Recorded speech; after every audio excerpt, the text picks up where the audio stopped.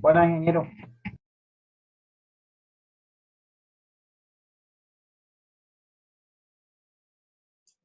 Buenas, esperemos a que conecten ahorita el resto de compañeros, por favor.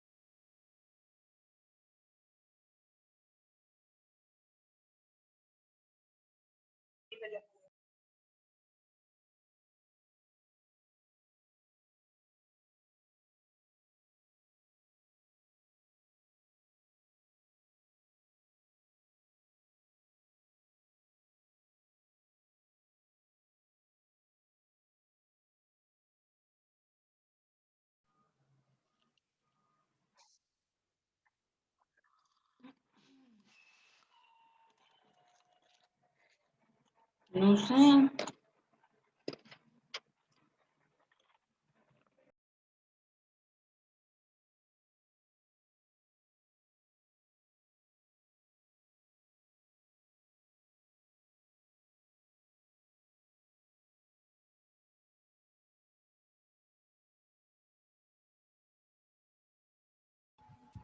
Profe, buenas tardes, para ver si me puede habilitar para grabar esta primera sesión.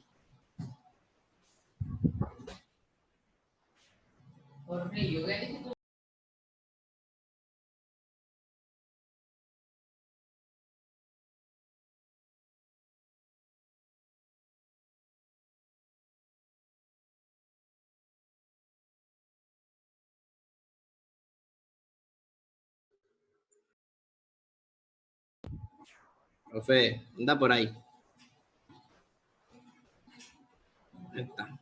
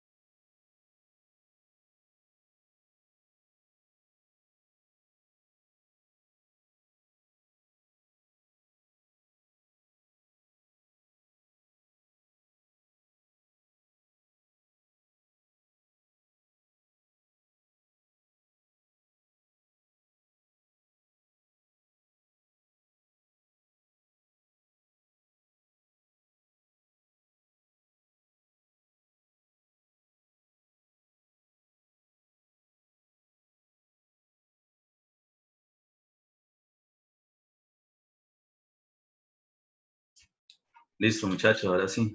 Buenas tardes. Hágame el favor y escriben aquí en el chat de Zoom el nombre y el código, por favor.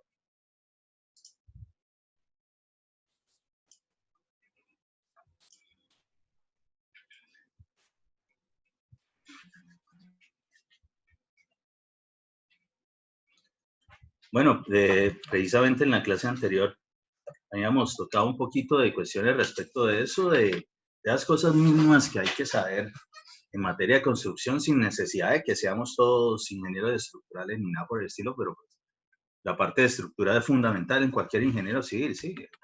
La ingeniería civil tiene bases precisamente en lo estructural. Todo el resto de otras cosas, pues, fueron desarrolladas después de.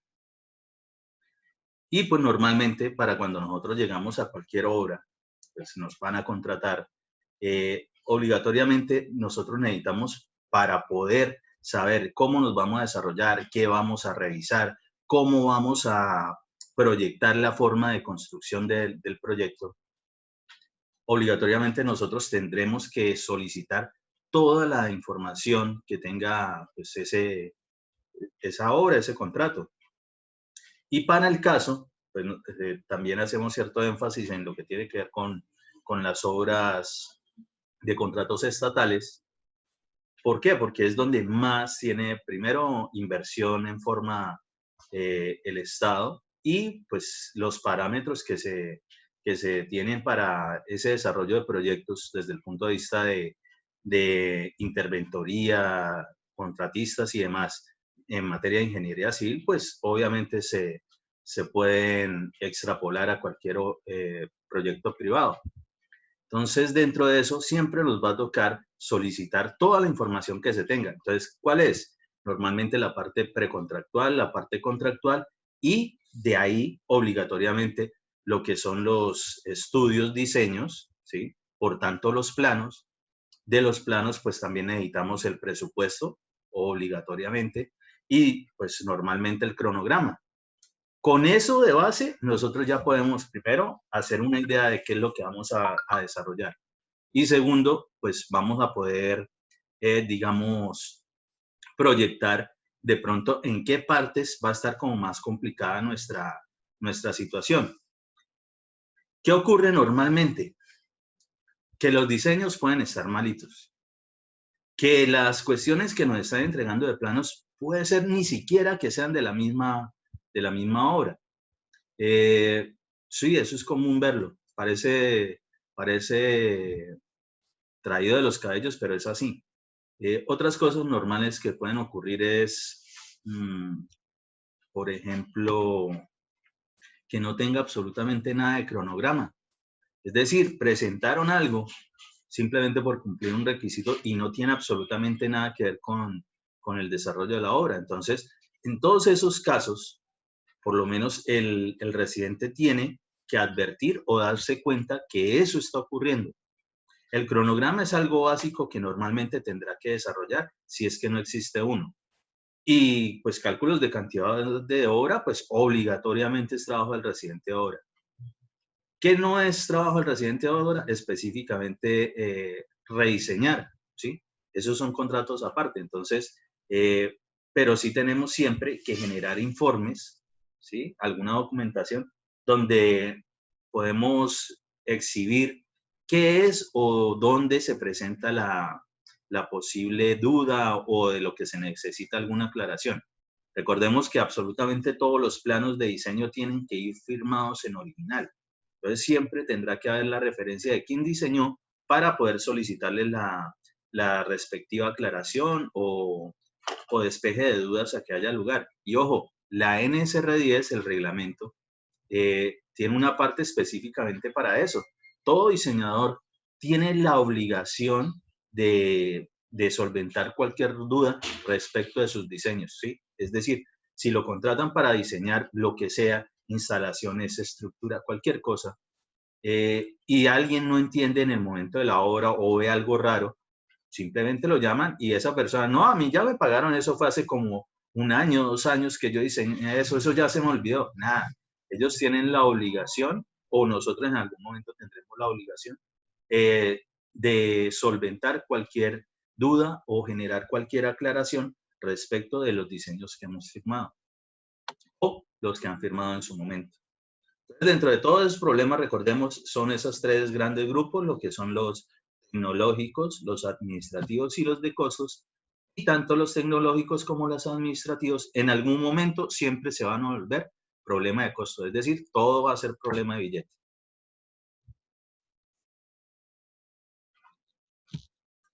Dentro de los problemas tecnológicos, primero dentro de ese gran grupo, pues tenemos varias cosas. Entonces, por ejemplo, lo que tiene que ver con planos insuficientes, incompletos, incongruentes, ¿sí?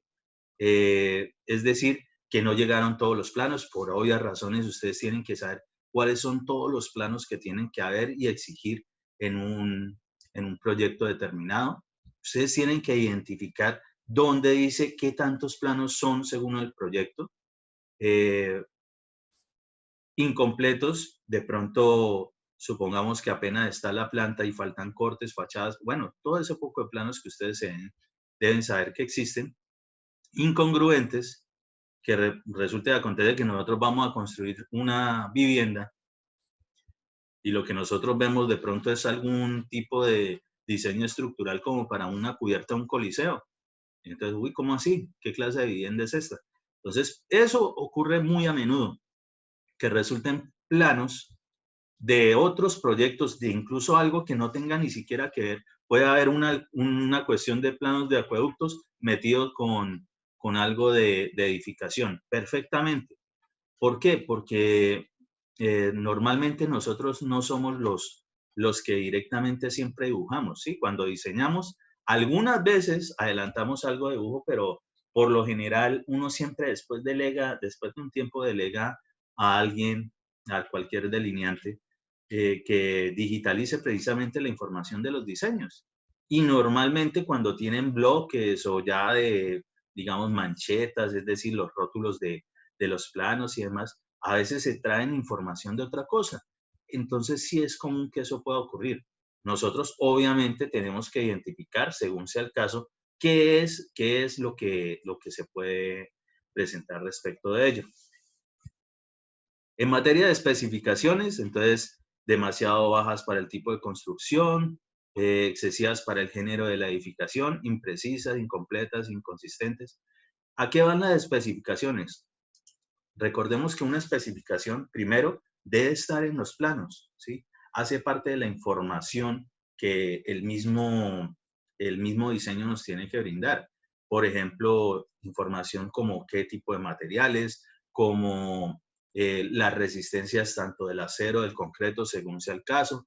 Cuando estemos en estructuras metálicas propiamente dichas, de pronto qué tipo de pernos, qué tipo de tornillería, qué tipo de soldadura, ¿sí? Esos temas de la soldadura, hay muchísimo tipo de electrodos que nosotros vamos a tener que saber, o qué tipo de soldadura y la forma en la cual está, digamos, siendo utilizada precisamente para esa obra. Entonces, todo eso nosotros vamos a tener que saberlo identificar.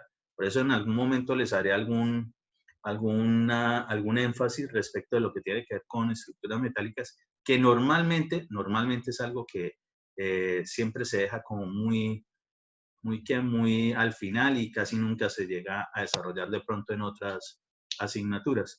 Pero sí, definitivamente es muy necesario, sobre todo que ya desde hace varios años, en Colombia menos mal, ya estamos trabajando también bastante de estructuras metálicas. Normalmente todo lo que son cubiertas de coliseos y demás, o grandes superficies, es decir, almacenes de gran área, normalmente utilizan son estructura metálica en general para su proyecto. Y sobre todo en el momento que pues yo sé que ustedes van a tener también esa oportunidad cuando les toque construir por fuera, normalmente por fuera, es decir, fuera del país, los diseños en las obras en las que uno puede participar, casi todas son en estructura metálica. Aquí en Colombia, pues la verdad somos muy tradicionalistas y existen muchas connotaciones respecto de por qué se utiliza muchísimo el concreto o por qué aún no utilizamos muchísimo la mampostería tradicional. pero pues eso igual es lo más comercial y lo más común que se presenta aquí, pues toca con eso. En el momento que participemos en otros proyectos donde se presenten otras tecnologías que normalmente son las que manejan mucho por fuera del país, pues también vamos a estar adaptados para ello.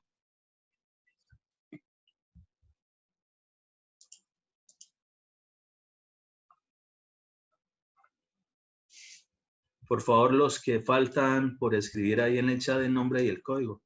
Por favor, rapidito.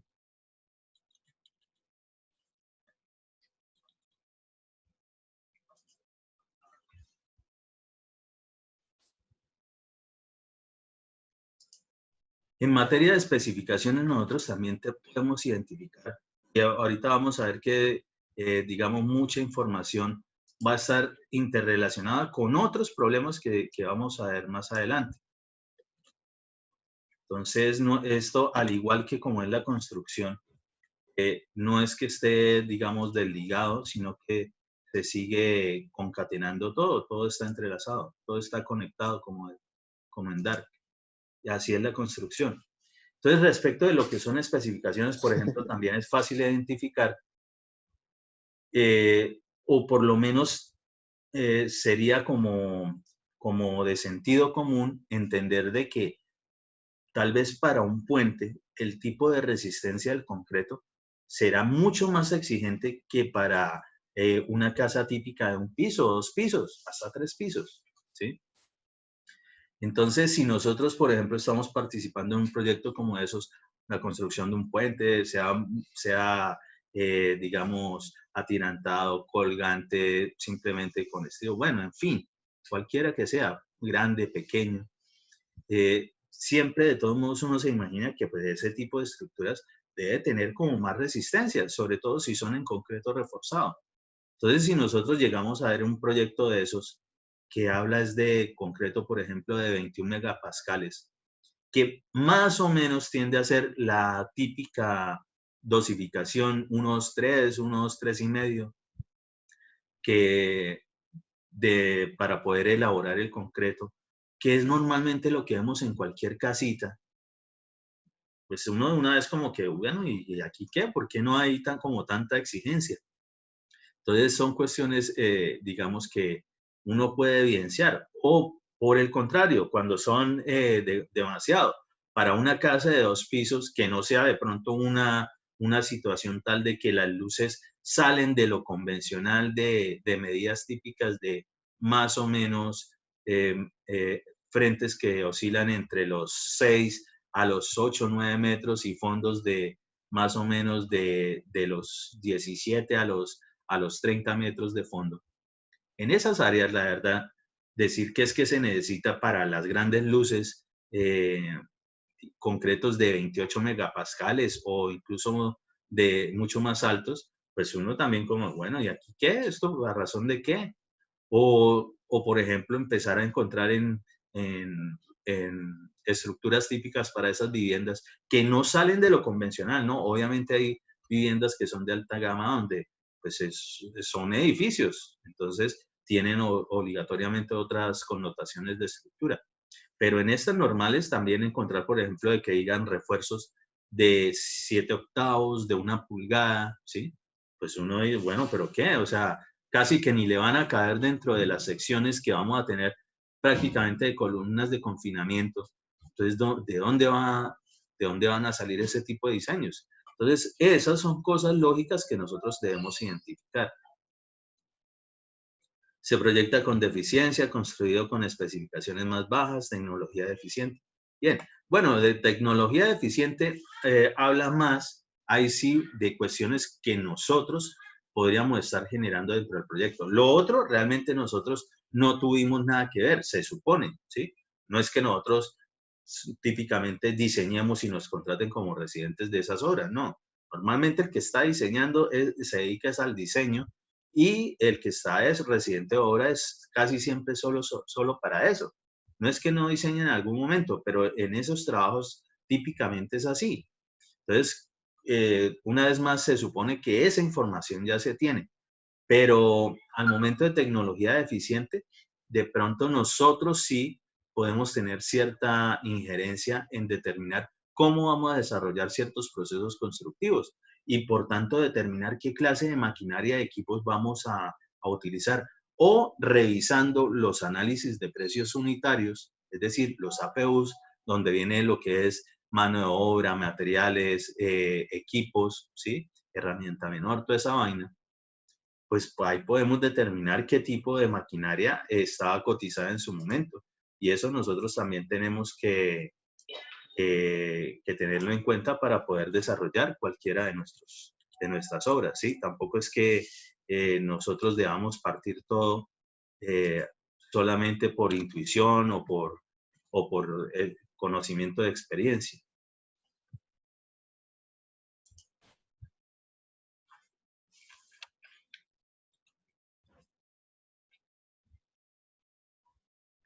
Lo que tiene que ver con instalaciones típicas, las que eh, simplemente aparece algo en el diseño y terminan colocándose otras cosas. Por ejemplo, es común verlo cuando, por ejemplo, digamos, los residentes, las residentes de obra, no tienen mucha experiencia y aparte de eso definitivamente no saben, se dejan llevar de supuestamente el saber de alguien que les dobla o les triplica o cuatruplica la edad que ustedes tienen, supuestamente que llevan con todo ese tiempo construyendo, ¿sí? Típicos maestros oficiales de construcción.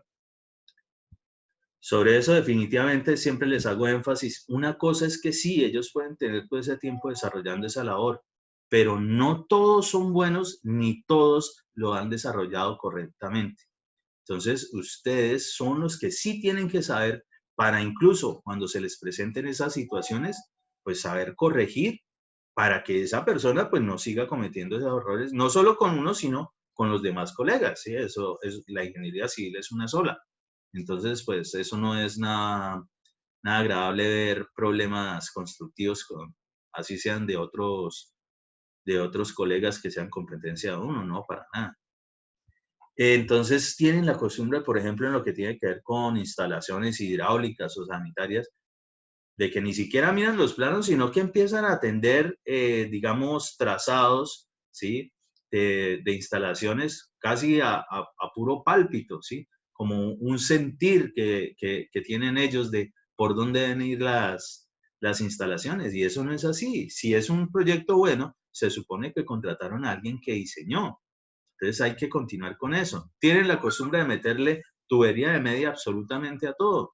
Y si en los planos ustedes tienen que identificar si dice, por ejemplo, que la distribución, supongamos lo que tiene que ver con agua potable, que es la hidráulica, la que trabaja a presión, decía que era la red de distribución era 3/4 y justo cuando se vaya a cambiar a los puntos de alimentación a los aparatos sanitarios, ahí sí podía cambiar a media. Si ustedes ni siquiera saben identificar la diferencia entre los diámetros o incluso saber de verdad qué es lo que significa un punto o dónde están, digamos, ubicados los puntos en general, pues obviamente se va a generar problemas y van a terminar haciéndole caso a estos trabajadores. Entonces, por ejemplo, en esos se presenta mucho eso. Adicional, y esto es fundamental, y ojo, hago énfasis en esto, todos tienen que saberse todos los ensayos de tanto in situ, es decir, que se pueden desarrollar en campo, como en laboratorio para todo lo que es la construcción. Por ejemplo, ¿sí? Como para que tengan una idea de lo que estoy hablando. Uno de los que casi siempre se sabe, sí, casi de memoria, si de pronto tienen un sueño, una pesadilla, seguramente hasta los balbucean dormidos, lo que tiene que ver respecto del concreto, digamos, lo que es el ensayo de asentamiento, ¿sí? El que es con el cono de slug y la barrita y dele golpecitos y voltee el cono y esa vaina. Eso lo tienen que saber ustedes. Eso en cualquier obra que tenga concreto reforzado, obligatoriamente el residente de obra deberá ser quien realice ese ensayo, ¿sí? De hecho, es un ensayo en campo. Adicional de eso, el residente de obra son quienes están llamados a desarrollar la extracción de las muestras de concreto, de las mezclas, para desarrollar o generar lo que son los cilindros, ¿sí? Es decir, tendrán que tener a mano las camisas para desarrollar los cilindros para eventualmente, y eso pues sí ya no lo hace el residente, enviarlo a un laboratorio especializado, ojalá certificado, para que generen el ensayo a compresión, que es lo que nos determina la resistencia del concreto, y poderla corroborar precisamente con lo que es la información de los diseños. Eso ustedes tienen que hacerlo. En materia de camisas, y pues hablo así, suponiendo que más o menos tienen idea de eso, si no, obligatoriamente eso es una cuestión que ustedes van a ver en la asignatura de diseño de mezclas, pero por lo menos en materias de ingeniería, en algún momento debieron habérselo nombrado, porque cuando uno obligatoriamente en esa asignatura al inicio de la carrera está, digamos, viendo lo que tiene que ver con el cemento y el concreto, obligatoriamente toca hablar de lo que es la resistencia y qué ensayos se van a requerir para eso. Entonces, por lo menos en cultura general es eso. En todo eso se consigue esa información en todos lados. Siempre son ciertos elementos, ustedes pues les va a tocar si es que no lo saben, o por lo menos repasarla o aprenderla por ahora. Pero eso es fundamental. Esos son de los ensayos fijos que en casi todas las obras, porque en casi todas hay que hacer algo de concreto. Desde que haya mezcla hay que hacerlos. De pronto alguno de ustedes dirá, ah, no, pero es que yo soy de los que va solamente a trabajar en proyectos donde solo conseguimos concreto premezclado. Es decir, desde la empresa concretera vienen al sitio a vaciárnoslo.